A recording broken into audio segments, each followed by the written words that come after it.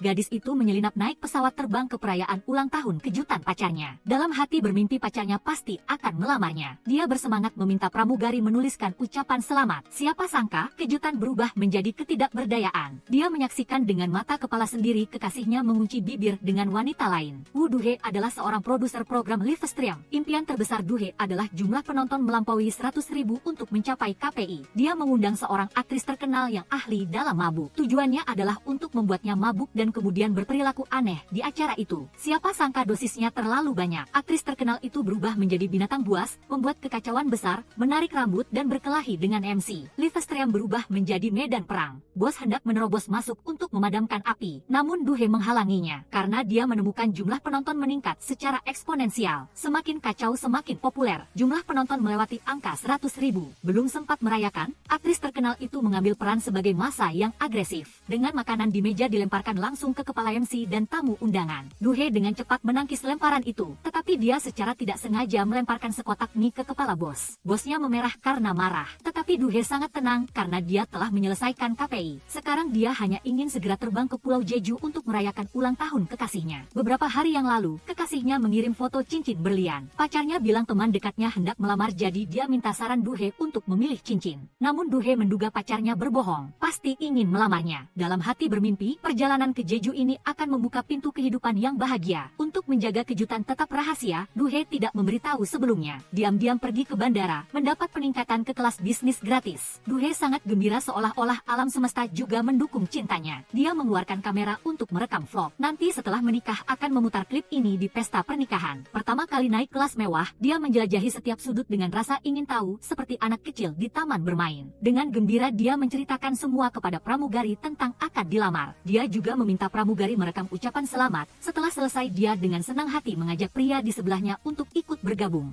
Namun dia ditolak mentah-mentah tanpa ampun. Keduanya berpikir ini hanya iseng di perjalanan. Siapa sangka Tuhan telah diam-diam merajut benang takdir. Sebelum tiba di restoran pacarnya, Do-hye mampir ke supermarket untuk membeli bahan, berniat memasak sendiri pesta ulang tahun. Dia membawa banyak tas besar dan kecil. Begitu sampai dia melihat pacarnya sedang berciuman dengan gadis lain. Hatinya seperti jatuh ke lubang es. Yang lebih pahit lagi, gadis itu adalah pramugari yang membantunya merekam klip ucapan selamat. Do-hye berubah menjadi binatang buas mengejar pacarnya memukul dari kamar ke tangga. Sementara pramugari berlari sambil berteriak. Pria itu bilang dia sudah putus dengan pacar lamanya. Pemandangan segitiga yang kacau ini membuat pengunjung di lantai bawah menoleh menonton seolah sedang menayangkan drama televisi langsung. Di antaranya ada pria yang duduk di sebelah Do-hye di pesawat. Dia bernama Kim Hae-kyung, seorang psikiater. Dia datang ke Pulau Jeju untuk memberikan konseling kepada seorang pasien wanita yang patah hati. Melihat drama cinta segitiga terjadi, dia hanya berdiri melipat tangan menonton. Sementara pasien wanita itu melihat Do-hye menderita persis seperti dirinya, dia diam-diam ikut bergabung menonton juga. Pengunjung lain juga ikut berbondong-bondong menonton drama. Do-hye menarik napas dalam-dalam menenangkan diri, bertanya langsung alasan pacarnya selingkuh. Pria itu mengakui dia sudah lama bosan dengan hubungan ini. Melihat teleponmu dia menghindar, berkencan juga malas. Puncaknya adalah, dia benci makan bersamamu, kalimat yang cukup untuk membunuh semua keromantisan. Mendengar itu, hati Do-hye berdarah. Selama bertahun-tahun setiap kali makan, dia selalu menahan diri dari hidangan yang dia suka. Makan sesuai selera pacarnya agar cinta tetap manis. Siapa sangka hati emas dibalas dengan sikap menjauhlah dariku, sungguh menyakitkan. Dia menyatakan putus, berbalik dan pergi. Pasien wanita Hae-kyung merasa kasihan pada Do-hye, mengajak seluruh meja pengunjung lain bertepuk tangan dan bersorak. Memaksa dokter untuk turun tangan menyelamatkan wanita cantik itu, karena dipaksa penonton. Hae-kyung pun menyewa taksi mengejar, sampai di tepi pantai, melihatnya berdiri di tebing berbatu yang curam. Dia mengira wanita itu akan mengakhiri semuanya, lalu berteriak dan menerjang seperti film aksi. Dia terkejut berbalik menghindar, hasilnya Kim Hae-kyung menerjang meleset, jatuh plung ke laut. Dia cepat-cepat mengangkatnya, menjelaskan, saya hanya berdiri menikmati angin. Apa yang Anda lakukan sampai begitu serius? Baru selesai bicara dia melihat darah mengalir di kepalanya. Lalu dia pingsan di tempat, dia panik membawanya ke rumah sakit. Untungnya dia hanya mengalami gegar otak ringan, bisa segera sadar, merasa bersalah. Dia membelikannya baju baru, dan mengantarnya sendiri ke bandara. Jeju sekarang adalah pulau patah hati, tetapi dia masih ingin tinggal satu malam lagi untuk menata perasaannya. Saat bersiap naik pesawat, dia teringat kata-kata kata-kata yang dia gumamkan di samping tempat tidur rumah sakit. Dalam cinta, orang yang ditinggalkan akan selalu menjadi yang menderita. Dulu, saat putus dengan pacarnya, dia sudah terbiasa ditinggalkan. Kini dia sepenuhnya bersimpati pada Woo Do-hye. Saat ini, Do-hye duduk di dalam mobil, sedang memikirkan kemana harus pergi selanjutnya. Kota yang dulunya hangat karena ada kekasih, kini setelah kehilangan cinta terasa asing di mana-mana. Dia memutuskan untuk pergi makan untuk menghilangkan kesedihan. Baru turun dari mobil dia bertemu lagi dengan Kim Hye-kyung yang seharusnya sudah berada di pesawat. Dia tidak menjelaskan mengapa kembali, hanya bertanya dengan lembut, "Mau makan malam denganku?" Sebagai seorang foodie,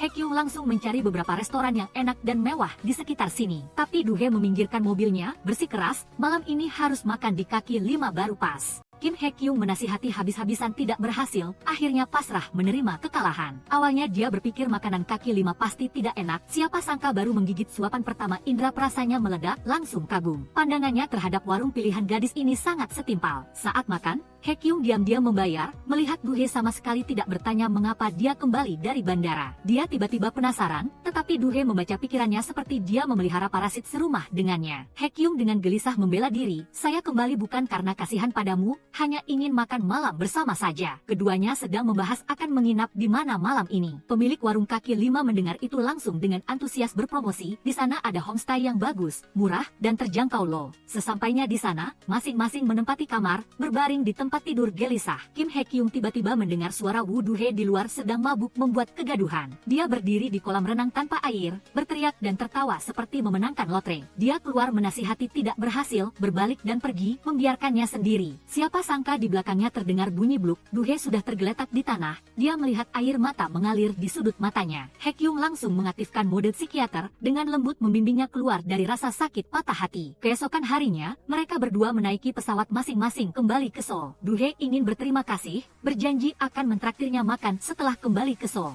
Kim Hye-kyung menolak, menganggap pertemuan tak terduga sebaiknya berakhir di sini saja. Dia tetap bersikeras membalas budi, menjamin hanya akan makan, tidak menanyakan nama, pekerjaan, atau kehidupan pribadinya. Untuk menolak dengan halus, dia memberikan syarat yang mustahil. Kapanpun lagu baru 2NBOX menduduki peringkat pertama di tangga lagu, tepat jam 8 malam akan bertemu di restoran seafood yang ramai. Kembali ke Seoul, keduanya kembali ke kehidupan normal. Pertemuan singkat itu seperti selipan musik, tidak menimbulkan gejolak lebih lanjut. Bos memberikan tugas sulit kepada Woo Do-hye, yaitu mengundang seorang pahlawan ke show untuk membuat konten sebaik mungkin. Bos menunjukkan video Kim Hye-kyung sedang menangkap seorang pasien mental yang melarikan diri di tengah jalan, dan mengungkapkan pahlawan ini adalah seorang psikiater. Kini, Hye-kyung adalah sosok populer yang ingin diundang oleh semua show, ingin memburunya. Woo Do-hye dan timnya harus bergerak cepat, tetapi di klip rekaman, sudut pengambilan gambar terlalu buram, tidak terlihat jelas wajahnya. Dia pun bertanya, apakah ada fotonya? Bos menggelengkan kepala. Dia sangat menjaga privasi, tidak ada foto yang bisa ditemukan di internet,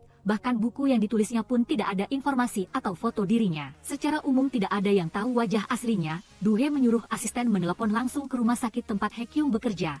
Hasilnya undangan itu ditolak mentah-mentah. Dia sendiri yang mengirim ulang email undangan, tidak disangka Kim Hye-kyung hanya membaca, tetapi tidak membalas. Kesal sekali, Woo Do-hye mengirim email kedua memarahi, meminta tetapi tidak membalas itu tidak sopan, jika menolak harusnya bilang dengan jelas. Hye-kyung setelah membaca merasa kesal sekaligus geli membalasnya, "Kamu adalah produser yang merusak, sama seperti program murahanmu itu." Do-hye dibuat marah, membalas, "Kamu bajingan." Hye-kyung membalas tembakan, "Kamu mengalami gangguan kepribadian, cepat pergi ke bagian psikiatri terdekat untuk diperiksa." Perang keyboard meningkat, mengetik tidak menghilangkan semua kemarahan, keduanya serentak langsung menuju perusahaan lawan untuk menyelesaikan masalah. Perwakilan itu begitu mengetahui pria di depannya adalah Kim Hye-kyung.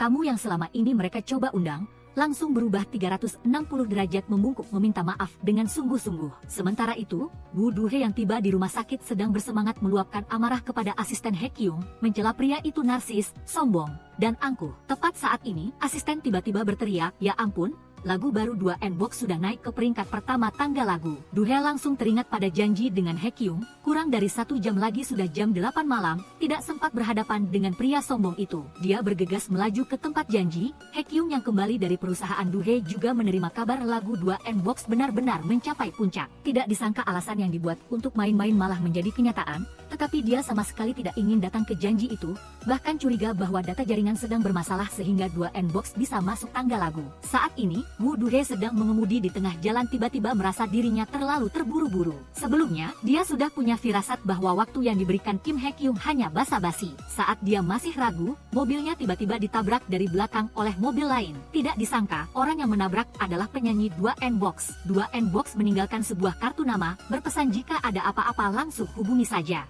Melihat gambar ikan di baju 2N-Box, Do-hye teringat pada restoran seafood di janji temu itu. Dia mengabaikan semua keraguan, langsung menuju pasar malam terdekat. Mendongak, dia terkejut melihat Kim Hye-kyung berdiri tepat di seberang jalan. Hye-kyung bermaksud mengajak Woo Do-hye ke restoran terdekat untuk makan hidangan terkenal. Tapi Do-hye beralasan dialah yang membayar, menariknya ke sebuah kios kecil membeli bibimbap. Sikapnya tidak berbeda dengan saya bilang harus makan ini. Hye-kyung meragukan rasa bibimbap itu, hanya memesan porsi kecil. Do-hye dengan baik hati mengingatkan, setelah makan Anda akan menyesal karena tidak memesan porsi besar. Setelah membeli bibimbap, Do-hye mengajak Hye-kyung ke sebuah gedung terdekat untuk menikmati pemandangan malam, untuk menghindari diusir oleh penjaga keamanan. Dia diam-diam menunggu saat mereka tidak memperhatikan lalu menyelinap masuk, sambil memberi isyarat kepada Hye-kyung untuk melakukan hal yang sama. Siapa sangka, Kim Hye-kyung dengan santai menyapa penjaga keamanan lalu masuk dengan leluasa seolah tidak ada orang. Sambil makan bibimbap dan menikmati pemandangan malam, Woo Do-hye bercerita bahwa bertahun-tahun yang lalu dia juga sering datang ke sini untuk makan. Namun seluruh perhatian Hye-kyung saat ini hanya tertuju pada kotak bibimbap. Tidak disangka makanan yang terlihat sederhana seperti itu sangat lezat. 3 suap sudah menghabiskan porsi miliknya, masih ketagihan sehingga dia langsung mengincar mangkuk bibimbap Do-hye. Dia menunjuk ke pesawat yang melintas di langit. Dia berteriak ada bintang jatuh, memanfaatkan saat Do-hye memejamkan mata untuk berdoa. Hye-kyung dengan cepat diam-diam mengambil bibimbap miliknya. Setelah selesai melihat pemandangan malam, Woo Do-hye mengajaknya lagi ke sebuah warung pojang matcha untuk makan tripang laut. Melihat kondisi kebersihan yang berantakan di warung itu, Kim Hye-kyung yang awalnya tidak terlalu berharap, tetapi begitu mencicipi satu suap langsung berubah pikiran. Do-hye senang melihat dia menyukainya, tetapi Hye-kyung menyadari ada sedikit kesedihan di matanya. Berdasarkan intuisi profesional sebagai seorang psikiater, dia menduga Do-hye dulunya sering datang ke sini bersama mantan pacarnya atau Jang Jae-hyuk. Do-hye terkejut dengan tebakannya, tak tertahankan untuk curhat. Dulu dia sering bersama Jae-hyuk naik ke atap melihat pemandangan malam lalu datang ke sini makan tripang laut. Mereka bersama selama 6 tahun. Dia selalu berpikir akan lancar menikah, punya anak, tetapi pada hari dia mendengar kabar Jang Jae-hyuk pergi kuliah ke luar negeri, dia malah menerima pesan putus. Sejak saat itu orang itu menghilang tanpa jejak, bahkan tidak meninggalkan penjelasan. Kim Hye-kyung juga secara jujur mengakui dirinya pernah memiliki Jae-hyuk yang penuh kesedihan. Mungkin keduanya adalah pare pahit kecil yang dipilih oleh takdir. Acara makan berakhir, Do-hye berterima kasih kepada Hye-kyung karena sudah mendengarkan curahan hatinya lalu menyarankan agar setelah ini tidak bertemu lagi. Bagaimanapun juga, keduanya sudah tahu sejarah cinta gelap masing-masing, lebih baik membiarkan hubungan yang canggung ini berakhir di sini. Kim Hye-kyung sedikit merasa kecewa, Woo Do-hye berjalan sambil menoleh ke belakang berpesan agar dia harus berhati-hati di kemudian hari, jangan sampai mengalami gegar otak lagi. Kehidupan kedua orang itu kembali tenang, Do-hye terus melanjutkan tugas mengundang Hye-kyung ke acara. Dia datang lagi ke klinik Hye-kyung, tepat saat Hye-kyung keluar menemui pasien. Do-hye tidak sengaja melihat nama sebuah restoran yang ditulis oleh asisten di catatan. Restoran itu memiliki banyak cabang, dia tidak yakin Hye-kyung pergi ke cabang mana jadi dia harus mencari satu persatu. Saat ini, dia tidak menyangka bahwa Jang Jae-hyuk yang pernah meninggalkannya bertahun-tahun lalu tiba-tiba kembali ke negara itu. Apatah lagi dia juga datang ke perusahaan miliknya. Manajer yang mengenal Jang Jae-hyuk ini juga tahu jelas bahwa kepergiannya tanpa kata perpisahan tahun itu telah menyebabkan luka besar pada Woo Do-hye. Jadi dia memerintahkan Jae-hyuk untuk tidak muncul di hadapannya, agar tidak membuatnya bersedih. Tetapi Jae-hyuk mengatakan, setelah keluar negeri baru dia mengerti bahwa meninggalkan Do-hye adalah kesalahan, kini dia ingin menebus kesalahan dan memulai kembali dengannya. Dia sudah mencari tahu dan tahu Do-hye baru saja putus dengan pacarnya, di sampingnya tidak ada pria lain. Situasi di pihak Kim Hye-kyung ternyata sangat mirip dengan Do-hye, dia juga tidak menyangka pasien yang datang mencarinya untuk konsultasi adalah Jin No-yeol. Jin No-yeol khawatir dia tidak mau bertemu jadi dia menggunakan nama palsu untuk membuat janji konsultasi. Kim Hye-kyung mempertanyakan tujuannya. No-yeol langsung terang-terangan mengatakan ingin kembali. Hye-kyung masih ingat dulu No-yeol putus karena menganggap dia terlalu membosankan. Mereka berdua berpacaran tanpa cemburu, tanpa bertengkar, hubungan mereka datar seperti air. Bahkan dia curiga Hye-kyung tidak mencintainya. Sekarang, No-yeol malah mengatakan bahwa saat itu dia masih muda, belum mengerti, tidak tahu seperti apa cinta sejati itu. Hye-kyung marah karena dia berbalik secepat membalik telapak tangan lalu berdiri dan pergi ke toilet untuk menenangkan diri. Dan tanpa sengaja melewatkan Woo Do-hye yang baru saja masuk mencarinya. Woo Do-hye bertanya di meja resepsionis dan mengetahui Kim Hye-kyung sudah memesan meja di sana, tetapi setelah bertanya kepada beberapa orang berturut-turut, semua mengatakan bukan orang yang dia cari. Kembali dalam kegagalan, suasana hati Do-hye sangat muram. Baru turun dari lantai atas dia mendengar kabar ibunya ada di apartemennya. Sejak dia masih kecil, ayahnya sering bermain mata di luar, ibunya tidak mau bercerai sehingga sepanjang hari seperti wanita yang penuh dendam, terus menangis di hadapannya. Hari demi hari, Do-hye benar-benar tidak tahan dan juga takut harus tinggal sendirian dengan ibunya. Dia kembali ke mobil, bermaksud mencari tempat makan dulu. Tiba-tiba ada yang mengetuk jendela kaca. Ternyata itu adalah Jang Jae-hyuk, kekasihnya bertahun-tahun yang lalu. Pertemuan tak terduga itu membuat Woo Do-hye bingung, tetapi yang paling diinginkannya adalah sebuah penjelasan. Mengapa dulu pergi tanpa kata perpisahan? Jang Jae-hyuk mengatakan saat itu tidak sanggup mengucapkan kata perpisahan, jadi mengirim pesan adalah cara terbaik. Kini, dia memohon Do-hye memaafkannya dan ingin mereka berdua memulai kembali. Tetapi sekarang kembali sudah terlambat. Do-hye tidak menerima cara putus dan memulai kembali seenaknya seperti itu. Setelah melepaskan diri dari kerumitan Jae-hyuk, dia segera melaju ke restoran. Di tengah jalan bertemu kemacetan, rasa kesal dan marah di hati membuatnya tidak bisa menunggu sedetik pun lagi. Langsung menginjak gas melaju lurus. Pada saat yang sama, Kim Hye-kyung kembali ke rumah dan terkejut mendapati ibunya ada di rumahnya. Dahulu ibunya meninggalkan dia demi karir, hubungan antara ayah dan ibu memang sudah dingin. Setelah ayahnya meninggal, dia semakin menyimpan dendam terhadap ibunya. Karena tidak ingin tinggal berdua dengan ibunya, dia kabur dari rumah, mengajak teman pergi makan. Sambil menunggu temannya, Hye-kyung melihat Woo Do-hye masuk. Dia membantunya melepaskan kelopak bunga sakura di rambutnya, terkejut bertanya mengapa dia terengah-engah seperti itu. Do-hye hanya ingin cepat makan untuk menghilangkan suasana hati yang tidak enak. Tetapi pegawai memberitahu tempat sudah penuh. Terpaksa, dia dengan menyesal keluar dari restoran. Baru berjalan beberapa langkah, dia ditarik kembali oleh Hye-kyung yang mengejarnya. Hye-kyung kembali mengajaknya makan malam seperti sebelumnya. Ternyata, setelah Woo Do-hye pergi, teman Kim Hye-kyung menelpon mengatakan ada urusan mendadak sehingga tidak bisa datang. Hye-kyung langsung menyimpan telepon lalu mengejar Do-hye. Ini adalah kali ketiga mereka makan bersama. Kali ini giliran Hye-kyung yang memutuskan, dia meminta Do-hye harus makan dengan caranya. Pertama adalah mencium aroma, kemudian mengamati bentuknya, terakhir baru perlahan menikmati. Tetapi Do-hye sudah lapar sepanjang hari, tidak ada pikiran untuk santai menikmati, hanya menunduk makan dengan lahap. Tingkahnya membuat Hye-kyung tertawa. Dia menyadari setiap kali makan bersama Do-hye, suasana hatinya menjadi luar biasa ceria. Setelah kenyang, suasana hati Do-hye jauh lebih baik. Menurutnya, pria yang belum pernah ia temui itu adalah pasien mental kelas berat. Kim Hye-kyung juga mengeluh bahwa ada seorang gadis gila yang selalu mengganggunya. Wanita itu selalu memfitnah dan mengancam tanpa alasan. Memikirkannya saja sudah menakutkan. Saat ini keduanya tidak tahu bahwa lawan bicaranya adalah orang gila yang mereka maksud. Woo Do-hye bahkan mengingatkan Kim Hye-kyung untuk berhati-hati dengan tipe wanita seperti itu. Terbaik adalah mengabaikannya sepenuhnya. Saat ini, Kim Hye-kyung melihat pria paruh baya di meja sebelah berdiri dan pergi keluar. Ia sudah beberapa kali bertemu pria ini di sini. Setiap kali dia memesan 2 porsi steak tetapi hanya duduk melihatnya lalu menangis sedih.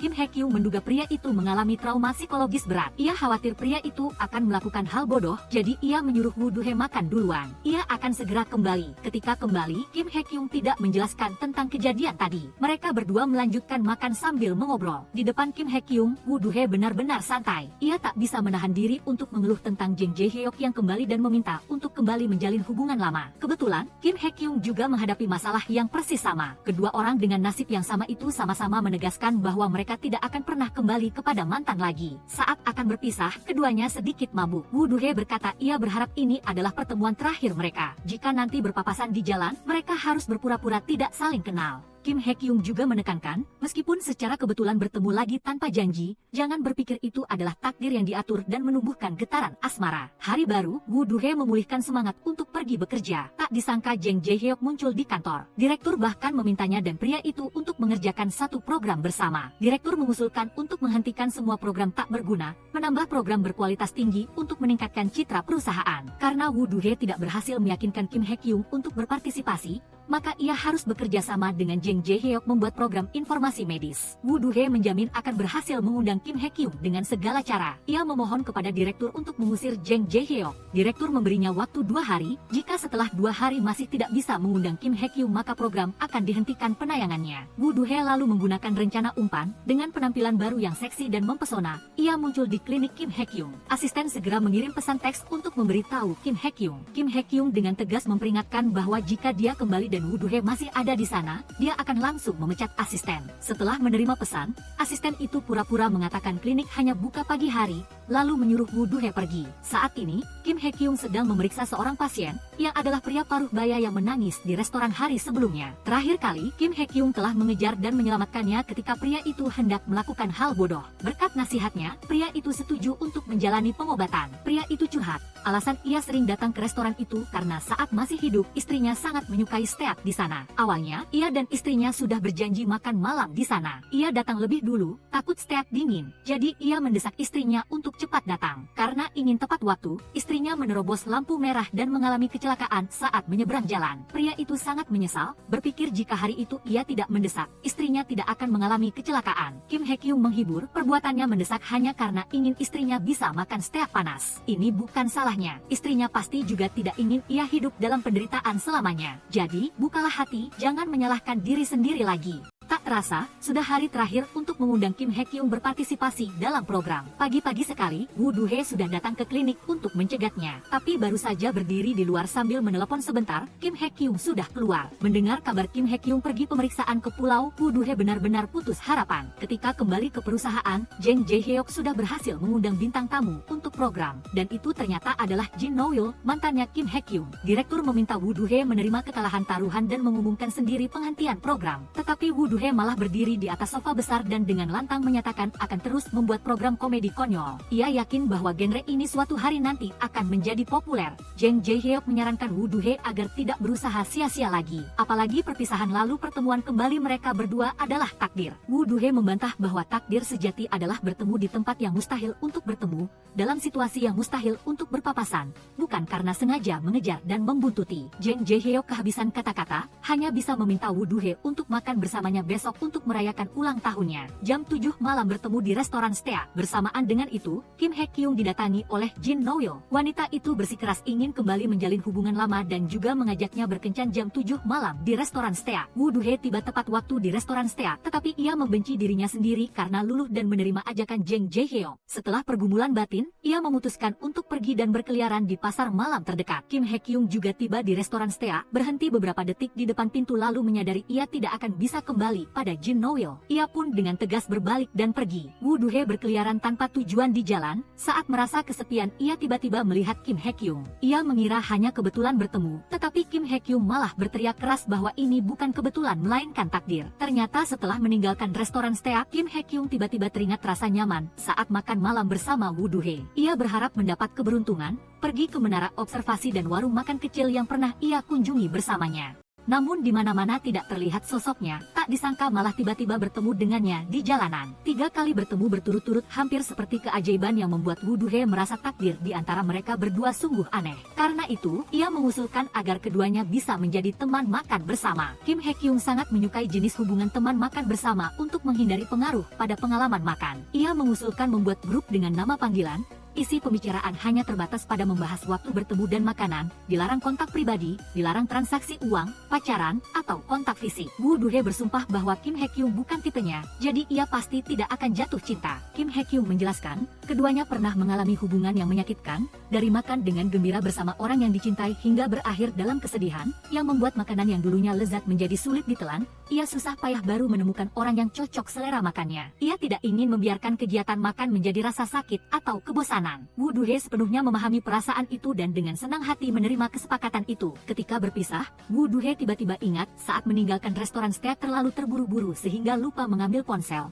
Terpaksa memberanikan diri meminta Kim Hye-kyung mengantarnya sebentar. Agar tidak membocorkan informasi pribadi, ia turun dari mobil di dekat rumahnya. Setelah Woo Do-hye pergi, Kim Hye-kyung baru menyadari cincinnya tertinggal di mobil. Karena tidak tahu alamat pastinya, ia pun menyimpannya sementara. Sebelum tidur, keduanya sangat gembira karena mendapat teman baru, menemukan teman makan yang cocok, yang membuat hidup tiba-tiba penuh harapan. Sebaliknya, Jin No-yeol dan Jang Jae-hyuk yang ditinggal begitu saja. Satu orang menangis menyalahkan Kim Hye-kyung yang tega tidak mau bertemu. Satu orang lagi penuh kekecewaan mengembalikan barang-barang Woo Do-hye ke perusahaan. Manajer yang sudah lama mengenal Woo Do-hye dan Jang Jae-hyuk, setelah berpikir dengan tenang, merasa orang yang menjunjung tinggi kesetiaan seperti Jang Jae-hyuk tidak akan meninggalkan tanpa alasan. Sedangkan Woo Do-hye mulai curiga perpisahan di masa lalu ada rahasia tersembunyi. Jang Jae-hyuk tampaknya menyembunyikan rahasia. Ia marah menyalahkan Menier untuk tidak mengungkit masa lalu. Saat ini ia hanya ingin sepenuhnya fokus untuk mempertahankannya. Ketika ia keluar dari perusahaan, ia tiba-tiba memegang leher kesulitan bernapas, buru-buru meminum obat yang dibawanya. Kondisinya baru berangsur stabil. Keesokan harinya,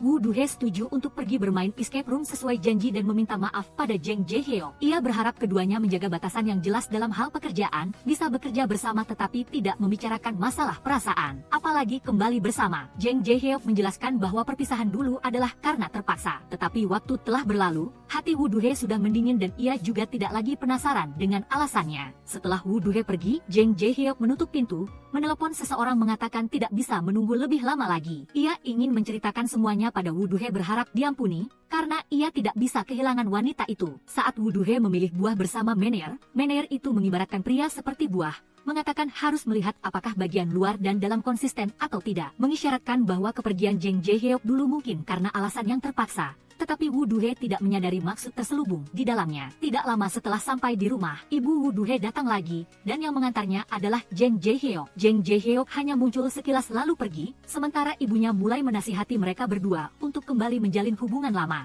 Ibu beranggapan apapun latar belakang keluarga atau kondisinya, Jang Jae-hyuk adalah orang yang cocok untuk dinikahi. Woo Do-hye tidak mau mendengar ibunya berkhotbah lagi, jadi ia lari mencari Menier untuk minum. Ketika ia mabuk dan terhuyung-huyung hampir sampai di rumah, ia melihat Kim Hye-kyung berdiri melihat-lihat sekitar. Kim Hye-kyung mengembalikan cincin itu, menjelaskan kebetulan lewat jadi sekalian mengembalikannya. Melihat ia mabuk berat, ia bahkan berniat mengantarnya pulang. Woo Do-hye maju selangkah mengingatkan, dilarang mengetahui informasi pribadi satu sama lain, hanya jika keduanya benar-benar tidak tahu apa-apa tentang lawan bicara barulah bisa dengan leluasa mencurahkan isi hati. Hari berikutnya adalah hari mereka berdua janji makan malam. Berdasarkan saran asisten, Kim Hye-kyung mengajak Woo Do-hye makan barbecue, keduanya cocok selera makannya, dan saling menghargai sikap masing-masing terhadap makanan, makan dengan sangat gembira, suasana hati sangat santai. Setelah makan, restoran mengadakan acara pembukaan, para pelanggan lain dengan antusias ikut permainan untuk memenangkan boneka. Kim Hye-kyung merasa semua orang kekanak-kanakan, tetapi Woo Do-hye sangat menyukai penguin. Di depan boneka penguin raksasa, ia benar-benar tidak bisa menahan diri. Untuk memenangkannya, ia dengan semangat ikut tantangan, hanya dengan satu pukulan sudah mencapai skor tertinggi.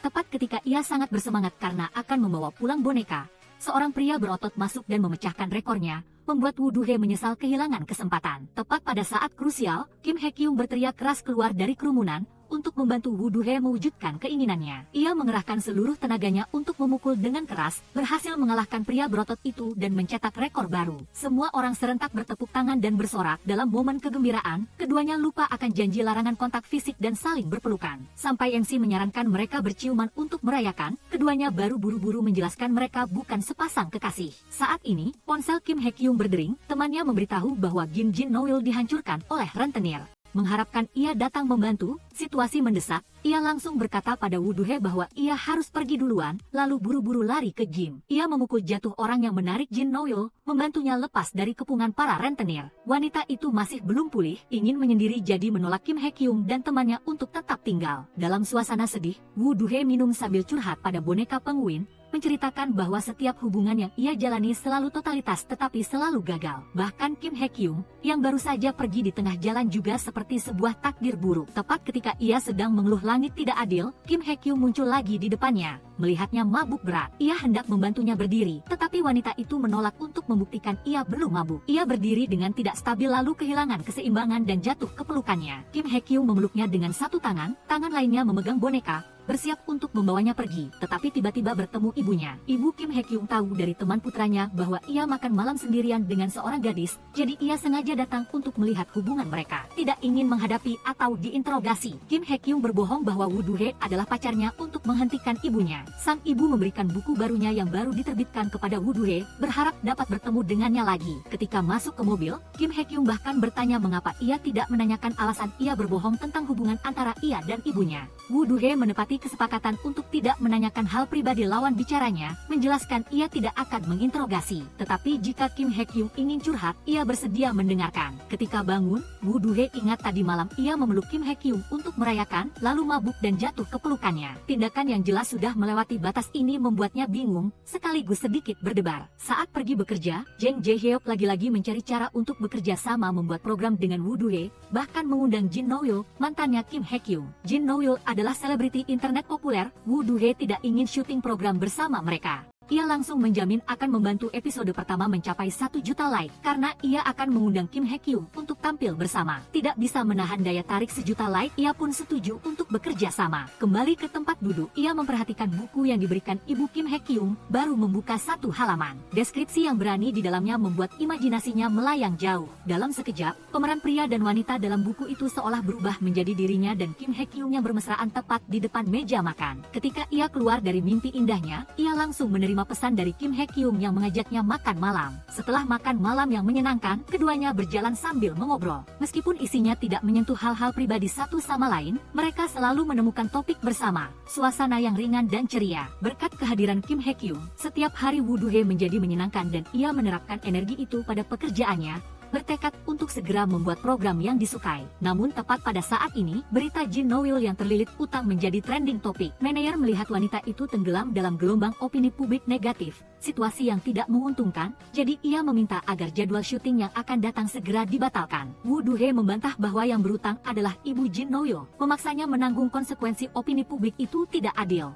Ia bersama Jang Jae-hyuk berinisiatif menemui Jin No-yeol, berjanji bahwa program akan tetap syuting sesuai rencana dan berharap wanita itu tidak terpengaruh secara mental. Kim Hye-kyung juga membaca berita itu, karena khawatir ia datang menghibur Jin No-yeol dan wanita itu mengambil kesempatan untuk mengajaknya ikut program bersamanya. Saat ini, dikepung oleh opini publik negatif, Jin No-yeol tidak bisa lagi datang ke Gim, juga tidak menerima undangan untuk berpartisipasi dalam program lain. Untuk memulihkan namanya, ia harus menjadi populer berkat program Woo Do-hye. Oleh karena itu, ia membutuhkan bantuan Kim Hye-kyung, meskipun hanya muncul dalam 1 episode. Kim Hye-kyung tidak menyangka bahwa setelah bertahun-tahun, Jin No-yeol masih hanya peduli pada karir dan keuntungan praktis. Ia menarik kembali perhatian sepihaknya dan dengan marah menolak tawaran itu. Dalam suasana hati yang kecewa, Kim Hye-kyung sangat ingin bertemu Woo Do-hye, tetapi teringat janji untuk tidak membahas hal pribadi di antara mereka berdua. Ia pun menahan keinginan untuk curhat. Saat ini, Woo Do-hye sedang makan bersama rekan kerja. Rekan kerja tahu ia memiliki teman makan malam yang spesial,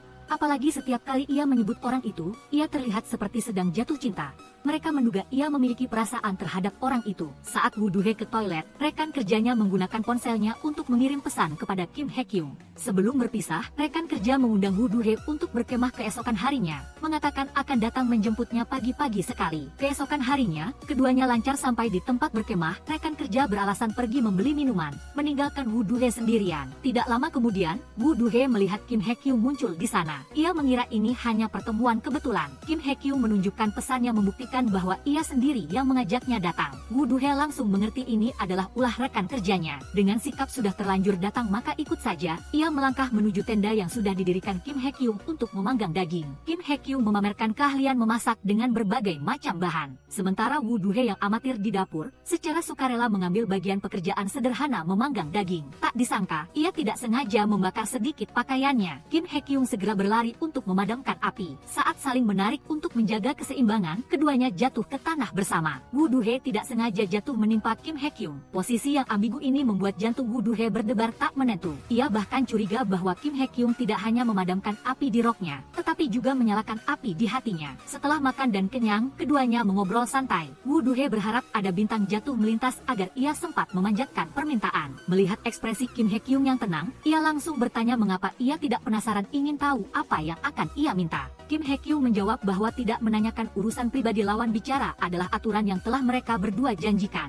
Woo Do-hye merasa sedikit kecewa, lalu mengusulkan untuk mengakhiri hubungan teman makan malam. Saya telah melanggar aturan, saya sudah melewati batas. Kim Hye-kyung sejenak tidak bisa menerima Woo Do-hye yang tiba-tiba berkata ingin mengakhiri. Tetapi sedetik kemudian, ia menjelaskan bahwa itu hanyalah kalimat dalam buku ibunya. Saat ini barulah ia merasa lega dan tertawa. Woo Do-hye mencari alasan untuk kembali ke tenda, diam-diam menyalahkan dirinya sendiri karena kata-katanya berbeda dengan isi hatinya. Ia telah jatuh cinta pada Kim Hye-kyung, takut tidak akan bisa melepaskan diri sehingga ia ingin mengakhiri hubungan itu. Namun akhirnya tidak cukup berani untuk mengatakan kebenarannya. Setelah menenangkan diri, ia keluar dari tenda, telepon telepon dari Jang Jae-hyuk berdering. Ternyata, Jang Jae-hyuk tahu dari rekan kerja bahwa ia pergi berkemah dengan seorang pria, jadi ia menelepon untuk menanyakan siapa orang itu. Woo Do-hye menolak menjawab dengan dingin menutup telepon. Ia curhat pada Kim Hye-kyung bahwa ia tidak tahu harus menghadapi Jang Jae-hyuk yang tiba-tiba kembali seperti apa. Tahun itu, Jang Jae-hyuk telah melewati masa-masa paling cemerlang bersamanya. Jika menghapus Jang Jae-hyuk dan kenangan itu, seolah-olah dirinya sendiri di usia 20-an juga akan menghilang.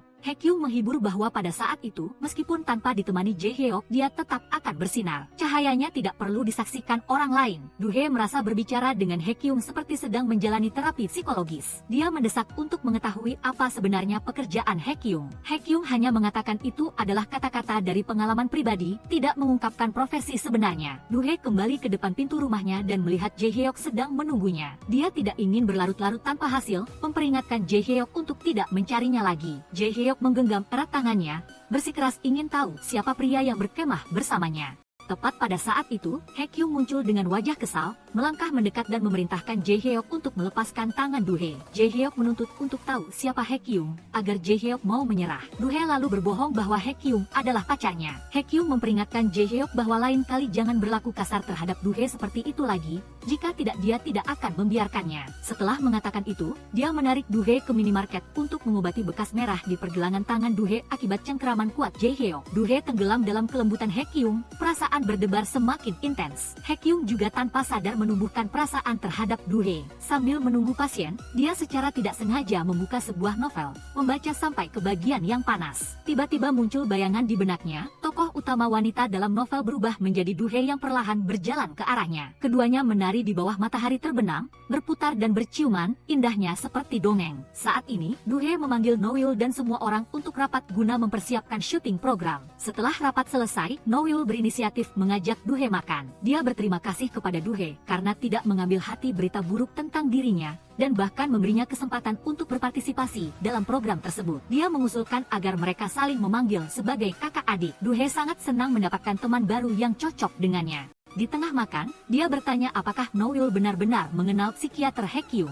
No-il mengatakan bahwa Hye-kyung adalah mantan pacarnya. Dia sedang mencari cara untuk meyakinkan Hye-kyung agar berpartisipasi dalam program, karena dia masih terikat padanya, berharap mendapat kesempatan lebih untuk berinteraksi. Setelah jujur berbicara tentang perasaannya, No-il lantas balik bertanya, apakah Do-hye sedang menyukai seseorang. Do-hye teringat pada Hye-kyung, senyum tanpa sadar mengembang di wajahnya. Tepat pada saat ini, ponsel No-il menerima pesan. Do-hye mengikuti suara dan menoleh, dan melihat pria di layar kunci ponselnya adalah pria yang membuatnya berdebar saat makan malam. No-il mengangkat ponselnya sambil pamer, mengatakan bahwa Hye-kyung di kehidupan nyata bahkan lebih tampan daripada di foto. Do-hye serasa jatuh ke dalam lubang es, dia sama sekali tidak menyangka. Pria yang membuatnya berdebar justru adalah psikiater yang sulit didekati itu, apalagi dia adalah pria yang selalu dirindukan No-il. Dia tahu betul betapa Hye-kyung membenci dirinya yang seorang produser program. Jika dia sampai tahu bahwa orang yang makan malam dengannya saat itu adalah dirinya, hubungan di antara keduanya akan semakin memburuk. Oleh karena itu, dia memutuskan untuk tidak bertemu Hye-kyung lagi. Untuk mencegahnya mengetahui identitasnya, tak disangka, begitu dia keluar dari kamar mandi, dia langsung melihat Hye-kyung berdiri di samping No-il. Ternyata No-il sengaja mengajaknya bertemu Do-hye, dengan tujuan meyakinkannya untuk berpartisipasi dalam program. Do-hye tidak berani menghadapi situasi rumit dan canggung ini. Dia segera bersembunyi di balik papan reklame lalu melarikan diri. Sesampainya di rumah, Do-hye merasa sangat gelisah. Semakin dia memaksakan diri untuk tidak memikirkan Hye-kyung dan hubungannya dengan No-il, semakin dia tidak bisa mencegah dirinya mengingatnya. Setiap momen sejak mereka berdua bertemu hingga sekarang tampak jelas di benaknya. Kisah cinta yang belum sempat dimulai tetapi sudah harus dilepaskan ini membuatnya sedih sekaligus menyesal. Untuk segera memutus semua ikatan, dia mengirim pesan untuk mengajak Hye-kyung bertemu.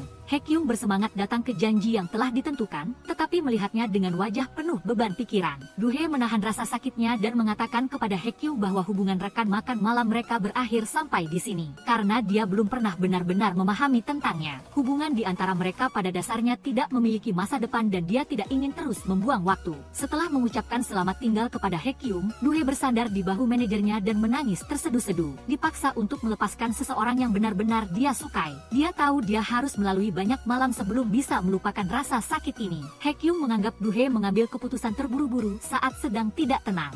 sehingga berniat menunggu sampai dia tenang akan menyarankannya untuk tidak melepaskan hubungan ini. Namun, ketika melihat Duhe keluar dari grup obrolan janji makan bersama mereka berdua, dia benar-benar panik. Mengingat perkataan Duhe bahwa dia tidak tahu apa-apa tentangnya, Haekyung lantas berlari ke dekat rumahnya untuk menunggu. Ketika melihat Duhe muncul, dia segera memberikan kartu nama. Setelah memperkenalkan diri, dia mengatakan bahwa jika di kemudian hari ingin menghubungi, dia bisa menelepon nomor telepon di kartu itu kapan saja. Duhe mengerti ketulusan Haekyung, tetapi karena tidak ingin dia tahu bahwa dirinya adalah produser yang dia benci, apalagi tidak ingin mencampuri urusan antara dia dan Noil, dia pun tega mengatakan bahwa dirinya sama sekali tidak penasaran tentangnya dan juga tidak ingin mencari tahu lebih lanjut. Haekyung tidak dapat mengerti perubahan mendadak ini sehingga bersikeras menuntut sebuah alasan. Duhe tahu hal yang paling dia pedulikan sehingga untuk memaksanya menyerah. Dia mengarang cerita bahwa tiba-tiba merasa canggung makan bersama Haekyung. Haekyung lantas terpukul, tetapi sama sekali tidak tahu bahwa orang yang baru saja menyakitinya ketika kembali ke rumah juga menangis tanpa henti. Program kerjasama dengan Noil secara resmi mulai syuting, tetapi setiap kali melihat Noil, Duhe teringat Haekyung untuk menghindari hubungan yang semakin rumit ini.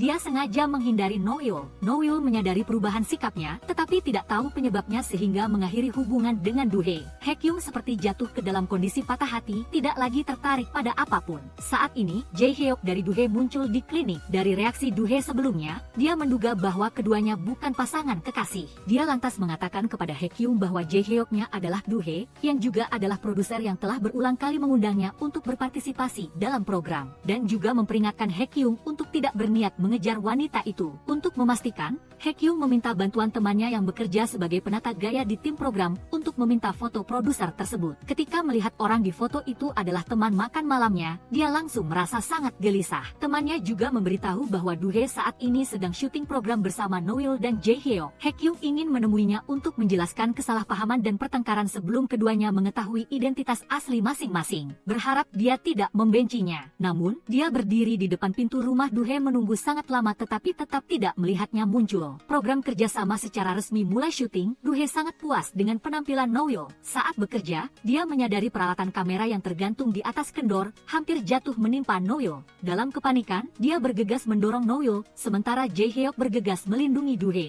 Kecelakaan ini membuat lengan Jae-hyuk tergores, sedangkan Noil pingsan di tempat karena benturan keras. Pada saat yang sama, Haekyung tiba-tiba melihat senior yang telah menghilang selama 5 tahun muncul di klinik. Dia lantas menuntut penjelasan mengapa selama ini tidak ada kabar. Senior itu hanya mengatakan satu hal kepadanya, Jae-hyuk adalah orang yang berbahaya, harus benar-benar waspada.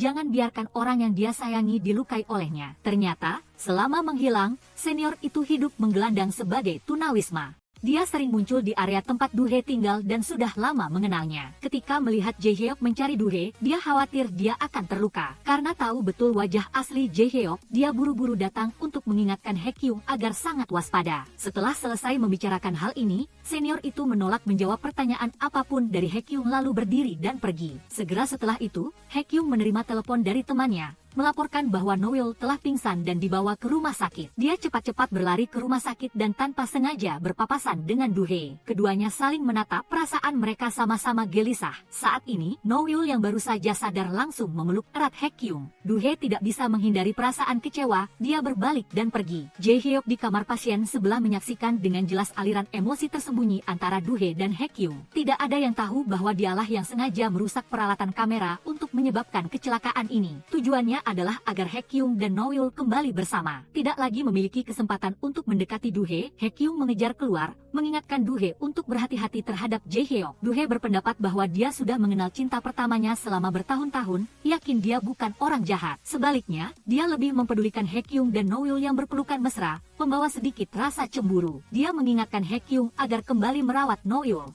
Noil terbangun, melihat Haekyung tertidur di tepi tempat tidur. Dia teringat masa lalu, ketika itu Haekyung merawatnya dengan sangat teliti saat dia sakit, sampai-sampai kelelahan dan tertidur di samping tempat tidur. Dia menyesal karena telah kehilangan pria yang benar-benar mencintainya. Setelah keluar dari rumah sakit, dia langsung melamar Haekyung untuk menikah. Haekyung terus terang mengatakan bahwa dia sudah tidak memiliki sedikit pun rasa sayang padanya lagi. Hubungan di antara mereka hanya berhenti pada tingkat pertemanan. Noil dengan sedih menyalahkan bahwa di masa lalu saat mereka berdua berpacaran, Meskipun dia pergi berlibur selama beberapa hari tanpa menghubungi, bahkan dia mencari pria lain, Haekyung selalu memaafkan dan pengertian. Namun, cinta ketika sudah ingin memiliki akan ada kemarahan dan kecemburuan. Meskipun dilukai berkali-kali, tetap mendamba untuk mendapatkan pasangan. Meskipun tahu Haekyung tidak mencintainya, dia tetap menyatakan bahwa bagaimanapun juga dia tidak akan melepaskannya. Haekyung dengan sungguh-sungguh meminta maaf, menegaskan bahwa tidak ada kemungkinan untuk kembali. Setelah berpisah dengan Noil, Haekyung pergi mencari Duhe. Dia pernah marah karena Jaehyuk mengganggu Duhe dan juga khawatir akan keselamatannya. Dia bukan tidak punya cinta, melainkan telah memberikan cinta itu kepada Duhe. Saat ini, Duhe sedang berdiskusi dengan rekan kerja untuk mencari psikiater yang cocok untuk berpartisipasi dalam program. Belum ada hasil diskusi, Haekyung tiba-tiba muncul. Dia lantang menyatakan dirinya bersedia berpartisipasi dalam program. Duhe tidak menyangka bahwa Haekyung sudah mengetahui identitas aslinya. Dia buru-buru meminta maaf, mengatakan bahwa dia tidak bermaksud menyembunyikan. Belum sempat dia menyelesaikan kalimatnya, Haekyung sudah buru-buru menyatakan cinta, mengatakan bahwa dia sangat merindukan Duhe dan telah mencintainya, hingga tidak bisa melepaskan diri. Setelah menyatakan cinta, Haekyung sekali lagi mengajak Duhe makan malam bersama, berharap mendapatkan jawaban darinya. Duhe teringat dua hubungan sebelumnya yang berakhir menggantung, sehingga dia sama sekali tidak yakin apakah dia dan Haekyung bisa bertahan lama dan memiliki masa depan yang bahagia. Haekyung menyadari Duhe bukannya tidak menyukainya, hanya saja dia kurang percaya pada cinta, sehingga dia memutuskan akan selalu berada di sisinya, sampai dia mau percaya dan setuju untuk bersamanya. Setelah menyatakan cinta, Haekyung pergi bekerja dengan suasana hati yang sangat ceria, tetapi Noil tiba-tiba datang mencarinya, menyarankan agar dia secara aktif menghubungi ibunya yang sedang sakit parah. Setelah mencari tahu rumah sakit tempat ibunya berada, Haekyung segera berlari ke sana dan baru tahu ibunya menderita kanker, bahkan sudah pada tahap akhir. Berita mengejutkan ini seperti sambaran petir, membuatnya sulit untuk menerima. Dia menyalahkan ibunya karena selama bertahun-tahun tidak mau menghubungi, tetapi sebenarnya rasa benci ini berakar dari perasaan merindukan kasih sayang yang tidak terbalas sejak kecil. Dia berusaha menenangkan diri lalu masuk ke kamar pasien, melihat ibunya sedang melihat resep masakan. Wanita yang belum pernah memasakkan makanan untuknya ini, berharap masih ada waktu bagi putranya untuk mencicipi masakan yang dibuat oleh tangannya sendiri. Haekyung tidak bisa menahan kebenaran yang kejam ini. Dia bergegas lari keluar dari kamar pasien, terduduk lemas di lorong dan menangis terseduh-seduh. Saat ini, Duhe juga berada di rumah sakit. Jaehyuknya menggunakan luka yang tersisa dari kali dia menyelamatkannya di masa lalu sebagai alasan untuk mengikat secara moral, memaksa dia untuk pergi pemeriksaan ulang bersamanya. Keluar dari rumah sakit, Jaehyuk kembali mengganggunya mengajak makan, tetapi mereka berdua sudah putus, seharusnya tidak terus berlarut-larut, sehingga Duhe dengan tegas menolak. Jaehyuk menggenggam tangannya, akhirnya menjelaskan alasan mengapa dia menghilang tanpa pamit di masa lalu. Saat itu ibunya sakit parah, situasinya kritis, dia sama sekali tidak punya waktu untuk memberikan penjelasan yang jelas kepada Duhe. Lantas, dia terus terang mengatakan bahwa dia sudah lama tidak peduli apapun alasan di masa lalu ketika bersama pacar yang tidak punya apa-apa saat itu. Duhe pernah benar-benar merasakan kebahagiaan, dan sekarang, meskipun tidak punya pacar, dia tetap bisa hidup dengan baik. Duhe hanya berharap keduanya bisa melepaskan, jangan sampai terikat oleh ikatan emosional apapun lagi. Di sisi lain, Duhe sedang memperkenalkan kepada perwakilan dan rekan kerja rencana untuk mengundang psikiater Haekyung dan mantan pacarnya yang muda, cantik, dan ahli dalam urusan asmara, untuk merekam program tentang cinta dan kuliner, menggunakan kuliner untuk menyembuhkan hati yang terluka. Setelah menyelesaikan garis besar, dia segera menelepon Haekyung, mengundangnya datang ke perusahaan untuk rapat guna menentukan rencana program. Haekyung ingin segera bertemu Duhe sehingga mengusulkan untuk datang hari ini juga. Namun, Noil dari Haekyung datang menemui Duhe lebih dulu. Dia mengeluh tentang Haekyung yang menyukai Duhe, secara terbuka menyatakan bahwa dia masih mencintai Haekyung dan akan menganggap Duhe sebagai saingan untuk bersaing secara adil. Perusahaan Duhe jelas telah mengingatkannya hari ini harus datang untuk rapat membahas detail program. Tetapi Noil dari Haekyung beralasan sibuk sehingga menolak untuk berpartisipasi. Duhe keluar ke depan pintu perusahaan untuk menyambut Haekyung. Begitu masuk bersama, mereka langsung dihentikan oleh Jaehyuknya dengan wajah yang kurang bersahabat. Dia menyatakan dirinya juga salah satu peserta program dan meminta untuk ikut rapat bersama. Rapat berakhir, perusahaan mengadakan pesta penyambutan untuk Haekyung. Jaehyuk segera menelepon Noil dari Haekyung. Keduanya memang sekutu dalam upaya memisahkan Duhe dan Haekyung. Noil datang terlambat, tetapi dengan sengaja duduk di samping Duhe. Dalam perkataannya, setiap kalimat mengisyaratkan hubungan intim antara dirinya dan Haekyung. Jaehyuk selalu sengaja berkonfrontasi dengan Haekyung, membuat suasana di antara keempat orang itu menjadi sangat mencekik. Duhe beralasan keluar untuk menghirup udara segar. Jae-hyuk memanfaatkan kesempatan untuk memanggil penata rambut keluar. Ternyata mereka berdua adalah sepupu. Dia meminta penata rambut untuk merahasiakan hal ini dari Do-hye. Dahulu ketika berpacaran, Do-hye selalu mengira Jae-hyuk adalah seorang mahasiswa miskin. Sampai sekarang dia masih tidak tahu latar belakang keluarga atau identitas ayah pria itu. Penata rambut merasa aneh karena bahkan ibu Jae-hyuk, Do-hye juga belum pernah bertemu. Jae-hyuk menjelaskan bahwa jika bertemu ibunya, Do-hye akan semakin menderita karena keluarganya sama sekali tidak akan mengizinkan putra mereka bergaul dengan gadis dari keluarga biasa seperti dia. Kata-kata ini kebetulan didengar oleh Do-hye.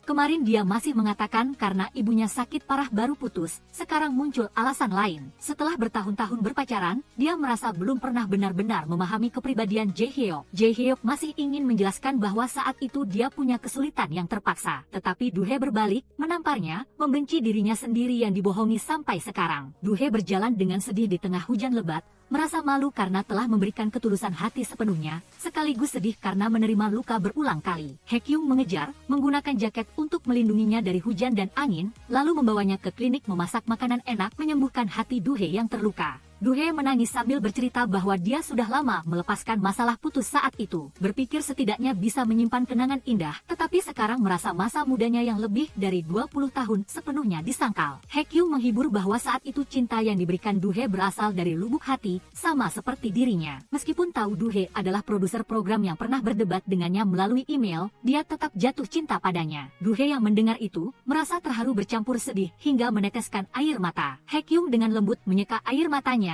memeluknya dengan sangat lembut. Ketika suasana hatinya sudah stabil, Haekyung mengulurkan tangan.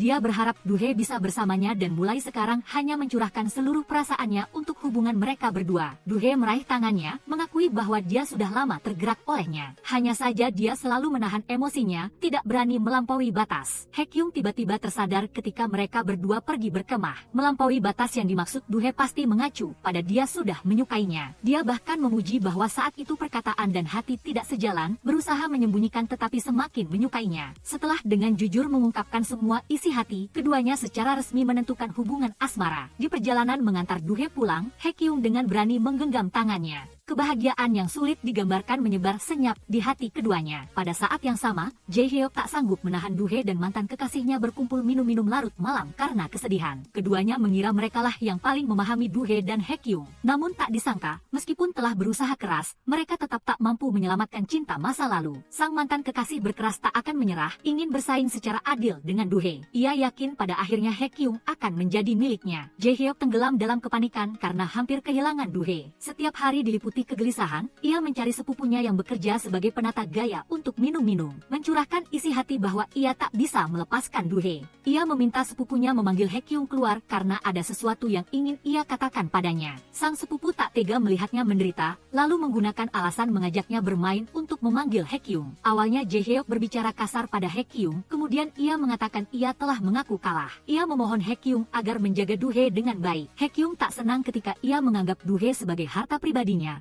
lalu menggunakan cara seorang pria untuk adu minum dengannya, hingga membuatnya mabuk parah baru pergi dengan sikap meremehkan. Pada saat yang sama, sang sepupu memohon pada Do-hye menggantikan Jae-hyuk, mengatakan bahwa ia telah memutuskan untuk melepaskan, hanya saja ia butuh sedikit waktu lagi. Berharap Do-hye tak kejam padanya. Do-hye berkata bahwa sekarang sudah terlambat untuk mengucapkan kata-kata itu. Ia hanya berharap mulai sekarang keduanya tidak ada ikatan apapun lagi. Saat memasuki rekaman program, Do-hye jelas mengambil status sebagai produser saat berurusan dengannya. Sikapnya sopan namun berjarak. Haekyung tidak bisa menerima bahwa baru kemarin mereka meresmikan hubungan. Hari ini sudah seperti orang asing. Ia mengirim pesan menyalahkan Do-hye terlalu dingin padanya. Do-hye menjelaskan bahwa ia tidak ingin rekan kerja tahu hubungan mereka untuk menghindari masalah. Haekyung merasa alasan ini agak memaksa. Saat sedang kesal, Do-hye berdiri di pintu ruang rias, memberinya lirikan mata genit. Ia seketika terhibur, memutuskan untuk menghormati pilihan Do-hye. Haekyung bersama Noeul berpartisipasi dalam program. Hubungan di antara keduanya membuatnya sangat tidak nyaman. Noeul sengaja mengungkapkan di depan kamera bahwa mereka pernah menjadi kekasih.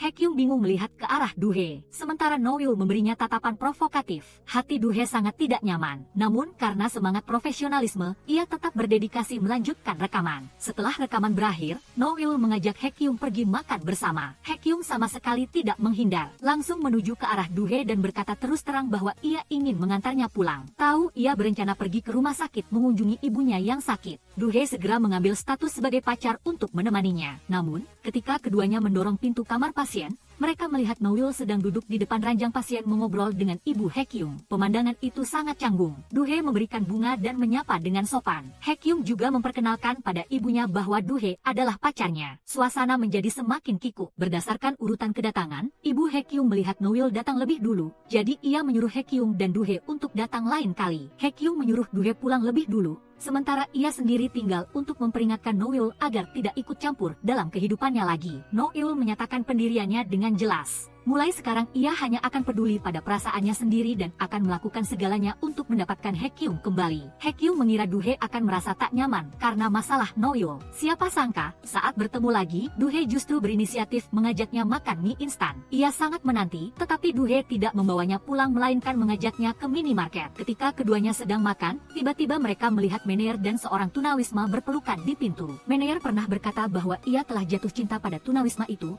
meskipun tidak mengetahui masa lalunya namun tetap percaya bahwa ia adalah orang baik dan teguh ingin bersamanya saat perasaan sedang memuncak. Ketika keduanya hampir berciuman, Duhe tiba-tiba menerobos keluar merusak suasana. Ia menarik senior itu ke samping, mempertanyakan mengapa ia berada di sini. Senior itu tidak menjelaskan situasinya, hanya mengatakan bahwa Jaehyuk dulunya adalah pasiennya. Karena kekurangan kasih sayang di masa kecil, ia menderita paranoid serius dan gangguan obsesif kompulsif, memperingatkan Haekyung agar berhati-hati. Haekyung tidak menceritakan hal ini pada Duhe. Saat berpisah, ia mencium keningnya dengan lembut, keduanya berpisah dengan penuh kerinduan. Keesokan harinya, Noil, Haekyung, dan Jaehyuk merekam program bersama. Kata-kata bolak-balik di antara ketiganya membuat hubungan menjadi sangat rumit, mudah membuat orang lain berimajinasi jauh. Saat tiba di sesi mencicipi makanan, Jaehyuk memilih sepotong kue krim stroberi. Sebelum memasukkannya ke mulut, ia melirik Duhe. Duhe seolah teringat sesuatu, segera berlari dan menahan tangannya. Duhe segera meminta Jaehyuk memuntahkan kuenya. Ia buru-buru merogoh tasnya mengambil obat alergi, mendesaknya untuk meminum obat itu. Pada saat yang sama, ia menjelaskan gejala alergi Jaehyuk pada Haekyung. Haekyung segera melakukan pertolongan pertama sederhana, menunggu keadaannya lebih baik lalu mengatur orang untuk membawanya ke rumah sakit. Noil yang penuh muslihat memperhatikan di dalam tas Jaehyuk terjatuh sebuah foto mereka berdua bersama Duhe.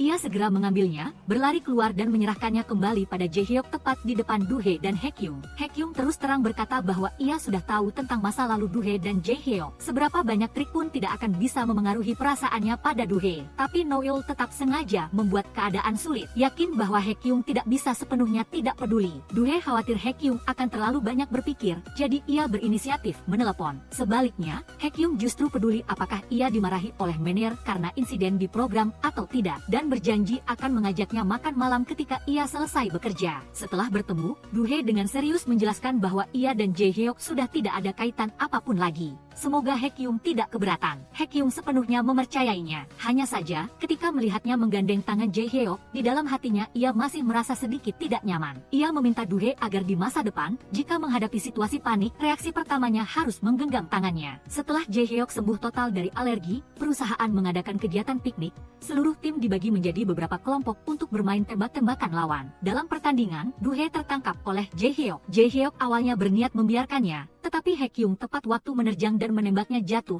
menyelamatkan Duhe. Semangat kompetitif Duhe terbangkitkan. Setelah diselamatkan, ia justru berbalik menembak Haekyung, ingin menjadi pemenang terakhir. Baru melangkah keluar, ia diserang lagi oleh Noil, terkena tembakan dan gugur. Ia mengangkat tangan menyerah, tetapi Noil mengabaikan aturan main, terus-menerus menarik pelatuk melampiaskan amarah. Untungnya Meneer dari posisi tinggi menembak Noil, membalaskan dendamnya. Permainan berakhir, kaki Noil terluka. Ia sengaja meminta rekan kerja menyampaikan pesan pada Haekyung untuk membantunya mengoleskan obat. Rekan kerja tidak tahu Haekyung dan Duhe sedang berkencan, lalu menggoda bahwa keduanya bisa balikan. Haekyung terpaksa membawa kotak obat ke tempat Noil. Noil mengambil kesempatan untuk bertanya apakah ia pernah benar-benar mencintainya. Haekyung mengakui bahwa ia memang sangat mencintai di masa lalu. Saat berpisah juga menderita untuk waktu yang lama, tetapi kini semua perasaan telah hilang. Hanya berharap setiap orang memulai kehidupan baru. Noil menangis, bersandar di dada Haekyung, ingin mencari sedikit penghiburan. Haekyung tidak tega mendorongnya saat ia sedih, tetapi pemandangan yang hampir seperti berpelukan ini tak sengaja dilihat oleh Duhe. Karena masih ada pekerjaan di klinik, Haekyung meminta izin untuk pergi lebih dulu. Jaehyuk mencari Duhe untuk berbicara berdua,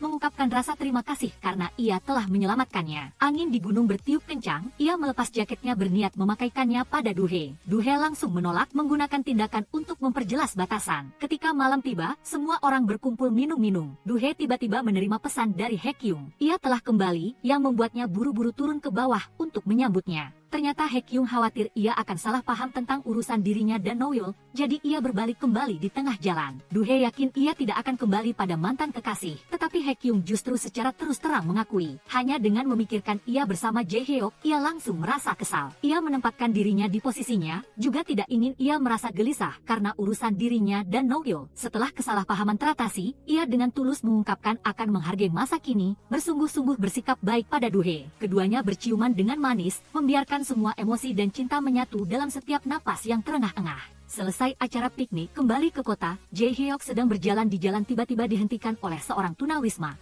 Begitu melihat orang itu, ia lari ketakutan, buru-buru menabrak ke jalan dan terjatuh untuk menghindari mobil. Pria itu menyusul, menariknya ke kafe untuk berbicara. Pria itu dulunya adalah seorang psikiater. Di masa lalu Jaehyuk saat masih menjadi reporter pernah memberitakan bahwa ia membunuh pasien, yang menyebabkan keluarganya dicap sebagai keluarga pembunuh. Hanya dalam semalam, karirnya hancur, istrinya juga meninggalkannya. Ia telah mencari Jaehyuk selama bertahun-tahun, dan akhirnya menemukannya sekarang. Ia meminta agar Jaehyuk meralat berita salah tahun lalu, naik ke program untuk mengklarifikasi kebenaran, mengembalikan keadilan baginya. Tapi Jaehyuk berkata bahwa dirinya dicampakkan oleh keluarga, sedang berusaha mencari pengakuan. Jika saat ini reputasinya hancur, keluarga akan semakin tidak menerimanya. Pria itu tidak menyangka ia masih seegois itu. Sebelum pergi ia memperingatkan bahwa ini adalah kesempatan terakhir untuk diampuni. Jika masih keras kepala tidak berubah, ia sendiri tidak yakin akan berbuat apa. Duhe dan Haekyung sama sekali tidak tahu tentang permusuhan ini. Malam itu,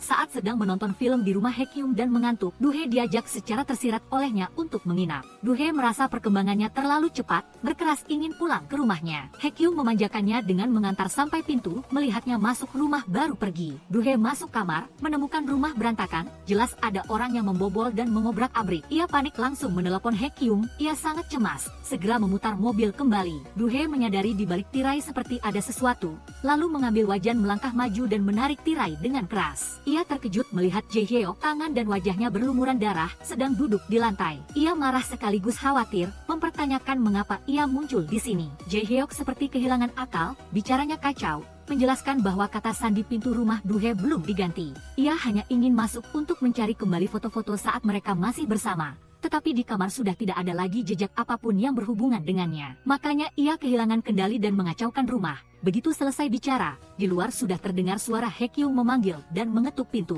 Duhe tidak ingin Haekyung melihat dirinya terjerat masa lalu, juga ingin menjaga sedikit harga diri Jaehyuk, jadi ia memberi isyarat agar ia tidak bersuara. Kemudian ia berpura-pura tenang membuka pintu, berbohong bahwa ibunya datang. Ia hanya belum mengerti situasinya makanya panik. Haekyung jelas mendengar kepanikannya melalui telepon, jadi ia setengah percaya penjelasan ini. Namun seberapapun ia bertanya, Duhe tetap bersikeras mengatakan tidak ada apa-apa, tidak bisa mendapatkan informasi tambahan. Haekyung terpaksa mengemudi pergi. Duhe kembali ke kamar, memperingatkan Jaehyuk dengan nada serius bahwa membobol rumah orang lain sudah melanggar hukum. Terlebih lagi, antara mereka berdua sudah lama berakhir. Duhe menasihati Jaehyuk agar segera kembali ke Amerika, tempat ia tinggal, dan memperingatkan bahwa jika di kemudian hari ia masih melakukan hal seperti itu, ia sama sekali tidak akan berbelas kasihan. Malam itu, Duhe yang masih panik kembali ke rumah. Ibunya melihat putrinya menangis karena masalah percintaan, merasa sedih dan memeluknya erat. Ia sekaligus memanggil suaminya pulang dan secara resmi mengajukan permintaan cerai. Dalam pernikahan ini, ibu awalnya ingin menjadi contoh bagi Duhe tentang keluarga yang harmonis, makanya ia menahan diri untuk tidak bercerai. Tetapi kini melihat Duhe terus-menerus terluka dalam percintaan, ia menyadari bahwa pernikahan tanpa arti ini juga tidak ada gunanya. Duhe sangat senang ibunya bisa lepas dari pernikahan,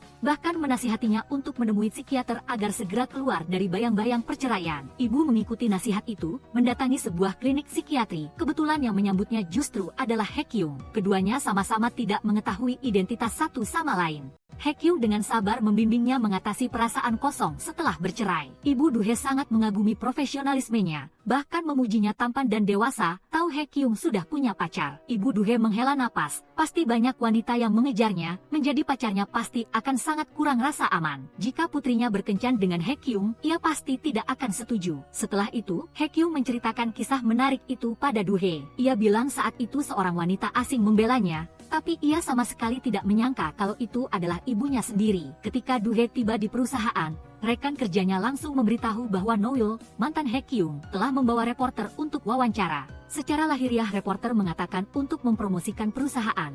Tetapi sebenarnya mereka bergantian menanyakan pendapat rekan kerja tentang partisipasi Haekyung dan Noil di program. Duhe langsung mengerti bahwa Noil ingin memanfaatkan opini publik untuk membesar-besarkan hubungannya dengan Haekyung demi menyusahkan mereka berdua. Ia terus terang mengatakan kepada Noil bahwa dirinya dan Haekyung sedang berkencan serius. Noil membalas bahwa ia hanya melindungi perasaannya terhadap Haekyung. Sementara Duhe juga masih terlibat dengan Jaehyuk, jadi tidak punya hak untuk menyalahkannya. Duhe malas menanggapi Jaehyuk yang bicaranya tidak masuk akal, lalu menerima telepon dari Haekyung. Keduanya dengan senang hati berjanji akan makan malam bersama setelah jam kerja. Begitu Haekyung menutup telepon, Jaehyuk muncul di klinik, mengatakan ia ingin datang untuk menjalani terapi psikologis, berharap Haekyung bisa membantunya. Haekyung menjelaskan bahwa terapi psikologis membutuhkan pasien dan dokter untuk saling mempercayai sepenuhnya, yang jelas tidak mungkin terjadi di antara mereka, jadi ia menawarkan untuk merekomendasikan dokter lain untuk Jaehyuk. Namun, Jaehyuk terus memaksa tidak mau menyerah, keras kepala tetap di klinik tidak mau pergi. Pada saat yang sama,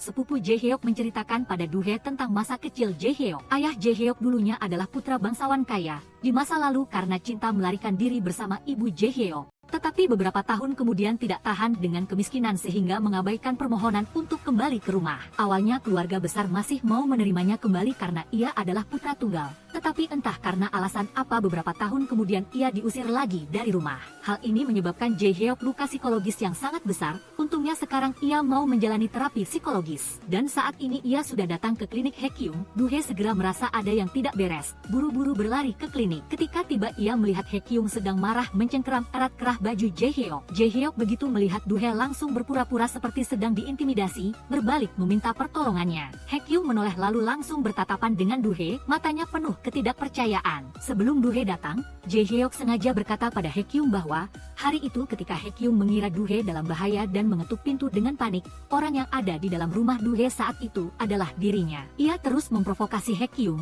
mengatakan bahwa selama bertahun-tahun kata sandi kunci pintu rumah Duhe tidak pernah diganti. Duhe demi melindunginya rela berbohong pada Haekyung. Ia yakin di dalam hati Duhe masih mencintainya. Haekyung diprovokasi oleh kata-kata ini hingga tak tertahankan dan menyerangnya. Tak disangka adegan ini justru dilihat oleh Duhe. Duhe segera menarik Jaehyuk berbalik dan pergi. Haekyung awalnya berniat mengejar tetapi di sampingnya ada pasien yang tiba-tiba sesak napas membutuhkan pertolongan darurat. Ketika ia berhasil menenangkan pasien, Duhe dan Jaehyuk sudah lama menghilang. Duhe membawa Jaehyuk sampai di depan kantor polisi, ingin melaporkannya atas tuduhan masuk tanpa izin dan gangguan tanpa henti. Mendengar itu, Jaehyuk mulai melunak meminta maaf. Duhe lagi-lagi melunak dan memaafkannya. Ia membenci dirinya sendiri karena tidak bisa menyelesaikan dengan tegas hubungan yang sudah lama berlalu, dan semakin menyalahkan diri sendiri karena menyebabkan masalah bagi Haekyung sehingga ia berjongkok di tanah menangis terseduh-seduh. Setelah meluapkan emosinya, Duhe menelepon sepupu Jaehyuk datang dan memintanya membawa Jaehyuk pergi. Sebelum datang,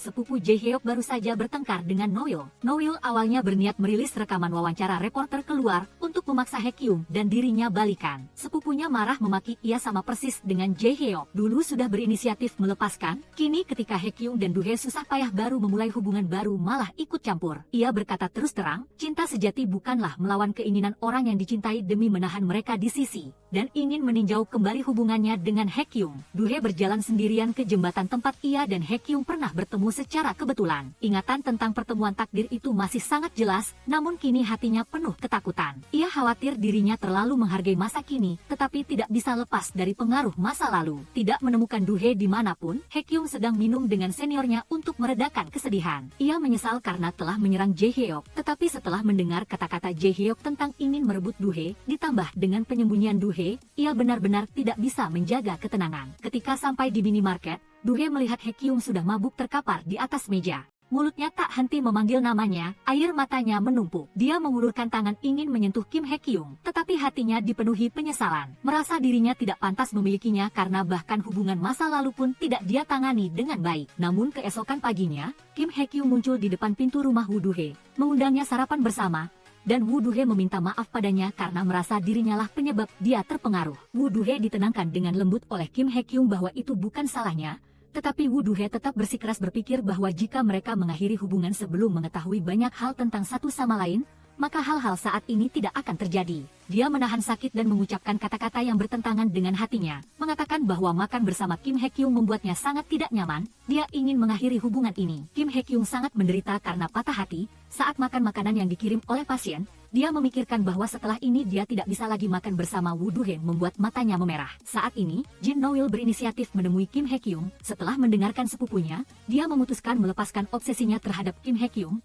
Mulai sekarang tidak lagi memaksa untuk kembali bersama, hanya berharap dia bahagia. Sementara Jang Jae-hyuk masih tenggelam dalam penderitaan. Selama beberapa hari dia tidak makan dan minum. Senior yang pernah bermusuhan dengannya berinisiatif menasihati, berharap dia bisa lepas dari hubungan ini dan menebus kesalahan masa lalunya. Namun dia malah berlutut, menangis terseduh-seduh, mengatakan bahwa hatinya sudah sakit sehingga melakukan hal-hal yang menyakiti Woo Do-hye, dan memohon agar senior yang seorang dokter itu menyelamatkannya. Senior itu melihat penampilan tersebut, marah sekaligus merasa kasihan, berharap dia mau menjalani pengobatan agar segera pulih, tidak lagi tersiksa oleh rasa sakit. Setelah patah hati, Woo Do-hye tidak memedulikan siapapun. Untuk melepaskan emosinya, dia mengajak ibunya bermain sepuasnya di taman hiburan. Ketika kembali ke depan pintu rumah, dia melihat Kim Hye Kyung sedang menunggu. Kim Hye Kyung tidak ingin melepaskan hubungan ini, bersumpah bahwa bagaimanapun juga dia akan membuatnya bisa merasa nyaman lagi makan bersamanya. Woo Do-hye mendengar langkah kaki Kim Hye Kyung menjauh, menahan rasa sakit tanpa menjawabnya. Setelah berpamitan dengan Woo Do-hye, Kim Hye Kyung pergi ke rumah sakit menemani ibunya menjalani operasi. Ibu khawatir tidak akan selamat dari operasi, jadi dia meninggalkan surat untuknya. Kim Hye Kyung membuka surat di luar ruang operasi. Dalam surat itu ibu meminta maaf karena pernah mengabaikannya, tidak memberinya cukup kasih sayang. Meskipun pernah lalai terhadap Kim Hye Kyung, tetapi cinta kasihnya kepada sang anak tidak pernah berubah. Kim Hye Kyung membaca surat, memohon agar operasi berjalan lancar, berharap setelah ibu pulih, kedua ibu dan anak itu bisa memperbaiki hubungan keluarga. Namun dokter dengan kejam melaporkan bahwa operasi telah gagal. Kim Hye Kyung sekali lagi merasakan sakit kehilangan orang yang dicintai, meremas erat surat ibunya sambil menangis terseduh-seduh. Woo Do-hye menerima telepon dari asisten Kim Hye Kyung, segera berlari ke rumah sakit. Dia memeluk erat Kim Hye Kyung yang menangis terseduh-seduh, membiarkan mengeluarkan semua kesedihan di hatinya. Setelah itu, dia menemani Kim Hye Kyung menghadiri pemakaman ibunya. Asisten melihatnya masih mengenakan pakaian rumah, lalu menyarankan dia pulang untuk berganti pakaian terlebih dahulu. Woo Do-hye meminta asisten menjaga Kim Hye Kyung, mengatakan dia akan segera kembali. Dia baru saja selesai berganti pakaian dan keluar, langsung melihat Jang Jae-hyuk berdiri di depan pintu. Jang Jae-hyuk meminta maaf atas luka yang ditimbulkan sebelumnya, juga mengakui bahwa di antara mereka benar-benar sudah berakhir, dan berencana mencari dokter psikolog untuk segera pulih. Bersamaan dengan itu, Kim Hye Kyung mendengar dari sepupu Jang Jae-hyuk bahwa dia tidak tahu kemana Jang Jae-hyuk pergi,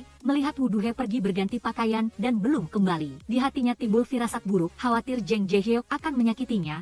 Saat dia hampir menjadi gila karena khawatir, Woo Do-hye muncul di hadapannya. Dia tidak bisa menahan emosinya, menarik Woo Do-hye keluar, memarahinya karena pergi tanpa mengucapkan sepatah kata pun. Telepon juga tidak dijawab. Setelah selesai memarahi, dia kembali memeluk Woo Do-hye sambil meminta maaf, mengatakan bahwa karena kehilangan ketenangan dia tidak sengaja berkata kasar padanya. Kim Hye Kyung benar-benar tidak berani membayangkan jika Woo Do-hye dan Jang Jae-hyuk berduaan, apa yang akan dia lakukan. Woo Do-hye menjelaskan bahwa Jang Jae-hyuk sudah memutuskan untuk mencari konseling psikologis, sedangkan dirinya karena keluar terburu-buru jadi lupa membawa ponsel di rumah. Setelah ini dia pasti akan berhati-hati agar tidak membuatnya khawatir lagi. Setelah pemakaman, Woo Do-hye berinisiatif datang ke rumah Kim Hye Kyung untuk merawatnya. Meskipun tidak tahu memasak, Woo Do-hye tetap belajar cara memasak masakan yang disukai Kim Hye Kyung. Kim Hye Kyung memeluk Woo Do-hye dari belakang, berterima kasih karena dia masih ada di sisinya. Dengan adanya dia baru tidak merasa ditinggalkan oleh seluruh dunia. Woo Do-hye memasak mie. Ini adalah mangkuk mie yang paling buruk yang pernah dimakan Kim Hye Kyung, tetapi dia sangat menyukainya. Sebelum meninggal, ibunya selalu ingin memasakkannya satu hidangan, padahal ibunya dan Woo Do-hye sama-sama amatir di dapur. Dia yakin rasa yang dimasak oleh kedua orang itu pasti akan sangat mirip. Woo Do-hye memeluk Kim Hye Kyung dengan penuh belas kasihan. Woo Do-hye bangun, melihat Kim Hye Kyung meninggalkan selembar kertas, mengatakan bahwa dia menyempatkan diri pergi ke klinik sebentar dan memintanya menunggu di rumah. Saat ini bel pintu berbunyi, yang datang adalah Jin No-il yang baru kembali dari jauh. Jin No-il kembali ke perusahaan baru mengetahui kabar bahwa ibu Kim Hye Kyung telah meninggal. Dia memarahi bahwa Kim Hye Kyung dan Woo Do-hye sama-sama tidak memberinya kabar. Dia sudah melepaskan perasaannya terhadap Kim Hye Kyung, tetapi hubungan keluarga dengan ibunya masih ada. Woo Do-hye memeluk Jin No-il yang sedang menangis, menyalahkan bahwa masalah ini adalah kesalahan Kim Hye Kyung. Dia mengatakan bahwa ketika ketika Kim Hye-kyung kembali, Jin No-il bisa memukulnya untuk melampiaskan kemarahan. Kim Hye-kyung membuka pintu masuk, kebetulan melihat adegan Jin No-il dan pacar saat ini sedang berpelukan. Woo Do-hye buru-buru menjelaskan bahwa bukan dia yang membuat Jin No-il menangis. Dia segera mundur, dengan murah hati meninggalkan ruang pribadi untuk mereka berdua. Tapi begitu sampai di pintu, dia tidak rela meninggalkan mereka berduaan, lalu menempelkan tangan ke pintu untuk menguping, ingin tahu apa yang mereka bicarakan. Kim Hye-kyung berterima kasih karena Jin No-il menangisi ibunya, tetapi dia berharap mulai sekarang mereka berdua tidak mencampuri kehidupan satu sama lain lagi. Marah dan pergi, Kim Hye-kyung segera menelepon Woo Do-hye, tak disangka dia malah memergokinya sedang berkeliaran di lorong. Dia mendorong Woo Do-hye ke dinding, memohon pacarnya untuk tetap di sisinya. Tepat saat suhu meningkat, suasana ambigu hampir meledak. Woo Do-hye menerima telepon dari ibunya, mengetahui ibunya sedang menunggu di rumah. Dia terpaksa berpamitan dengan Kim Hye-kyung lalu buru-buru pulang. Keesokan harinya, Kim Hye-kyung meminta seniornya membantu menjaga klinik. Kebetulan seniornya sedang meminjam ruangan untuk mengobati penyakit psikologis Jang Jae-hyuk. Senior itu memberitahunya bahwa obsesi terhadap Woo Do-hye dan keinginan untuk diakui ayahnya sama-sama disebabkan oleh delusi. Karena pengaruh penyakit inilah dia berpikir bahwa dia belum putus dengan Woo Do-hye, juga tidak pernah ditinggalkan ayahnya. Jika ingin terus hidup dengan baik, dia harus bangun dari ilusi itu untuk menghadapi kenyataan. Mendengar itu, Jang Jae-hyuk menangis terseduh-seduh, berharap lepas dari delusi dan memohon seniornya membantu. Kim Hye-kyung karena terlalu santai, menunggu tepat waktu untuk menjemput Woo Do-hye pulang kerja. Dia memergoki Woo Do-hye yang baru saja mengatakan masih setengah jam lagi baru selesai bekerja. Diam-diam pergi. Ternyata dia tidak tahan dengan paksaan ibunya, diatur untuk kencan buta. Baru duduk, dia langsung memberitahu pasangan kencan butanya bahwa dia sudah punya pacar. Detik berikutnya, Kim Hye-kyung muncul di samping meja, memamerkan bahwa dialah pacarnya. Pasangan kencan buta itu sebenarnya juga sudah punya pacar, hanya saja belum sempat memberitahu keluarga. Sama seperti Woo Do-hye, dia datang hanya untuk menyelesaikan prosedur. Setelah menjelaskan situasi dengan jelas, pasangan itu segera pamit, memberikan ruang bagi mereka berdua untuk terus menunjukkan kasih sayang. Kim Hye-kyung tidak senang karena Woo Do-hye merahasiakan hubungan mereka dari ibunya, meminta dia segera pulang untuk bertemu keluarga. Saat itulah Woo Do-hye baru bercerita bahwa sebelumnya dia pernah datang ke klinik mencarinya untuk berobat. Ibunya pernah mengatakan tidak akan pernah menikahkan putrinya dengan dokternya, yang juga adalah dia. Ibunya melihat dia adalah orang yang lembut dan banyak cinta. Jika buru-buru mengumumkan hubungan asmara, pasti akan ditentang. Perlu mempersiapkan mental terlebih dahulu baru secara resmi membawanya pulang. Dia juga meminta Kim Hye-kyung mencari tahu apa yang disukai ibunya, agar bisa mengikuti kesukaan dan mengambil hati orang dewasa. Mereka berdua berjalan sambil berbincang, tertawa sangat riang. Tak disangka malah melihat Jang Jae-hyuk sedang menatap tajam ke arah mereka. Kim Hye-kyung segera menelepon seniornya, mengatakan bahwa Jang Jae-hyuk ada di pinggir jalan. Seniornya berpesan agar dia jangan memprovokasi Jang Jae-hyuk, dia sendiri akan segera datang. Kim Hye-kyung meminta Woo Do-hye diam di tempat menunggunya, lalu maju perlahan menasihati Jang Jae-hyuk kembali ke klinik. Namun Jang Jae-hyuk malah berbalik lari ke arah jalan raya, melihat sebuah mobil melaju cepat. Kim Hye-kyung segera melompat mendorong Jang Jae-hyuk jatuh,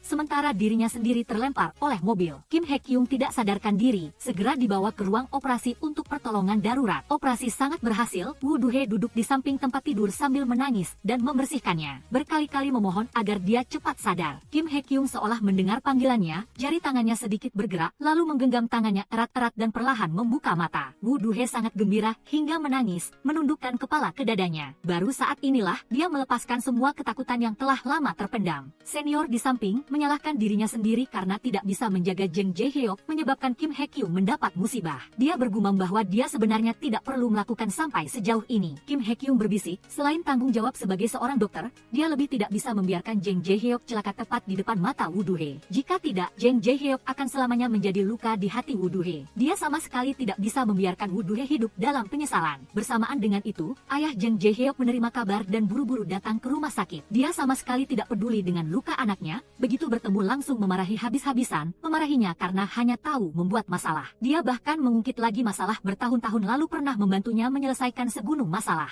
Tidak disangka setelah bertahun-tahun berlalu masih saja tidak berubah. Ternyata, tahun itu setelah Jang Jae-hyuk membocorkan berita palsu, merusak reputasi dan kehidupan seniornya, dia pernah berlutut memohon ayahnya membantu mengklarifikasi, mengembalikan nama baik seniornya. Ayah khawatir jika menyebar akan memengaruhi perusahaan, segera membawanya ke luar negeri. Dengan tegas menolak memulihkan nama baik seniornya, membiarkan seniornya menanggung tuduhan yang datang dari langit. Sekarang malah menyebabkan kecelakaan mobil, ayah marah besar, mengatakan bahwa seharusnya tahun itu dia memutuskan hubungan dengannya. Jang Jae-hyuk tidak tahan lalu membantah, orang yang pantas diputus hubungannya justru adalah dia. Melihat anaknya melawan, ayah memberinya tamparan yang sangat keras. Jang Jae-hyuk terisak-isak menyalahkan. Dulu dia selalu bermimpi suatu hari ayah akan benar-benar menganggapnya sebagai anak dan menyayanginya. Sekarang mimpi itu hancur, ayah tidak pernah menyayanginya. Bahkan tidak sudi melihatnya sekalipun dengan sungguh-sungguh. Mulai sekarang dia tidak akan lagi menjadi anak dari ayah ini, juga tidak akan merendahkan diri memohon kasih sayang ayah yang memang tidak pernah ada. Dibalas, ayah mendengus mengatakan setelah ini tunggulah saja, lalu dengan marah meninggalkan kamar pasien.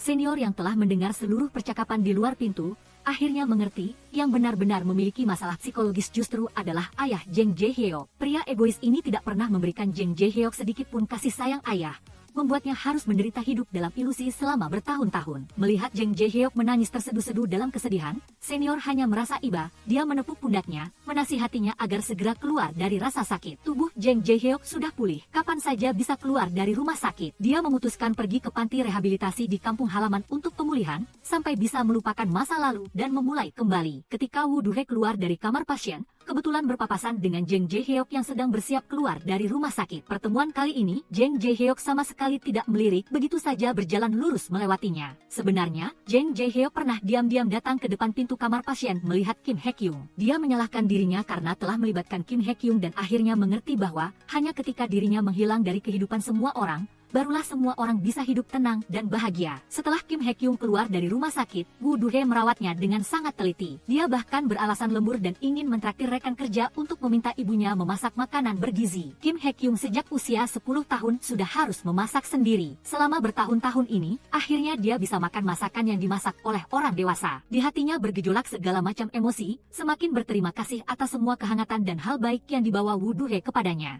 Suatu malam, Woo Do-hae bermimpi buruk melihat Kim Hye-kyung tertabrak mobil dan tidak sadarkan diri selamanya. Terbangun, dia panik, bahkan tidak bisa membedakan apakah itu tadi mimpi atau nyata. Tidak sempat berganti pakaian, dia langsung berlari ke rumah Kim Hye-kyung, melihat dia masih berdiri dengan aman di depannya. Dia segera menerjang memeluk erat, meluapkan semua ketakutan di hati, agar dia benar-benar bisa merasakan keberadaannya. Kim Hye-kyung memintanya membantunya mengganti perban. Ketika jarak di antara keduanya memendek, Kim Hye-kyung dengan lembut mengangkat wajah pasangan memberikan ciuman penuh kasih sayang. Kim Hye-kyung pulih sepenuhnya, dengan sungguh-sungguh memohon Woo Do-hae untuk membawanya pulang bertemu ibunya. Dia sudah tidak sabar ingin berjalan ke pelaminan bersama Woo Do-hae. Ibu Woo Do-hae mengetahui bahwa Kim Hye-kyung adalah pacar putrinya, langsung menarik Woo Do-hae ke samping. Dia khawatir tanpa henti, takut Kim Hye-kyung dengan kepribadian yang lembut akan mudah menarik perhatian lawan jenis dimanapun meninggalkan kesan. Kim Hye-kyung tahu jelas kesulitan dalam dua hubungan Woo Do-hae sebelumnya. Dia khawatir hal ini akan menjadi alasan bagi Kim Hye-kyung untuk menyerang Woo Do-hae ketika mereka bertengkar di kemudian hari. Tapi Woo Do-hae percaya pada pribadi Kim Hye-kyung, juga yakin pada perasaan yang dia berikan padanya, meskipun ibu sementara menentang. Di hatinya sudah lama menetapkan Kim Hye-kyung sebagai orang yang dia pilih untuk menghilangkan kekhawatiran ibu Woo Do-hae.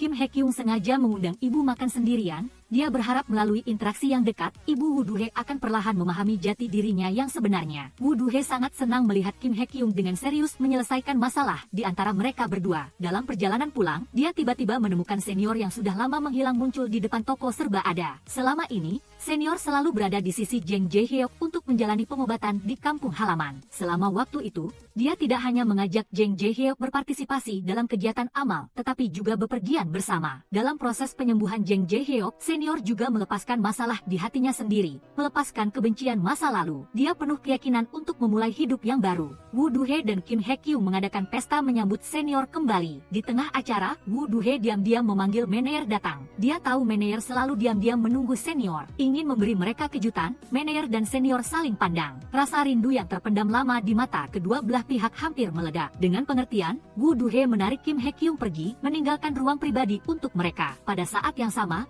Jang Jae-hyuk yang telah pulih sepenuhnya dari penyakit psikologisnya juga kembali ke Seoul. Sepupu dan Jin No-il melihat dia melepaskan ilusi, mulai menyambut kehidupan baru. Keduanya sungguh-sungguh gembira untuknya. Sepupu dan Jin No-il sedang memulai usaha bersama, merekam program tentang padu padan pakaian. Meskipun program itu sangat populer, tetapi masih belum bisa menghasilkan keuntungan. Untuk mengubah situasi, Jin Noyul mengundang Woo Do-hye bergabung dengan tim startup. Dia yakin dengan kecerdasan dan bakat Woo Do-hye, program itu pasti akan meledak dan mencapai target keuntungan. Woo Do-hye berpikir sejenak lalu setuju. Sekarang, dia penuh semangat mencoba segala hal yang bisa membuat hidup menjadi lebih kaya dan bahagia. Manair mengadakan pesta bersama semua rekan kerja. Semua orang tiba dan melihat dia mengenakan gaun pengantin, memegang bunga berjalan keluar. Senior yang mengenakan setelan jas mengikuti tepat di belakang. Di bawah kesaksian semua orang, keduanya secara resmi mengumumkan menjadi suami istri. Meskipun upacara pernikahan sederhana dan bersahaja, tetapi saat ini mereka pasti adalah orang yang paling bahagia di dunia. Semua orang mengelilingi pengantin baru untuk berfoto bersama. Semua orang memamerkan senyum paling gembira. Setelah upacara selesai, Kim Hye-kyu mengajak Woo Do-hye ke mobil penjual makanan di tepi pantai untuk makan bibimbap. Dia sangat terharu, beruntung karena pada pertemuan pertama berani mengajak Woo Do-hye makan malam bersamanya. Dia dengan hikmat melamar Woo Do-hye, berharap keduanya juga akan segera membangun keluarga kecil yang manis seperti Manair dan Senior.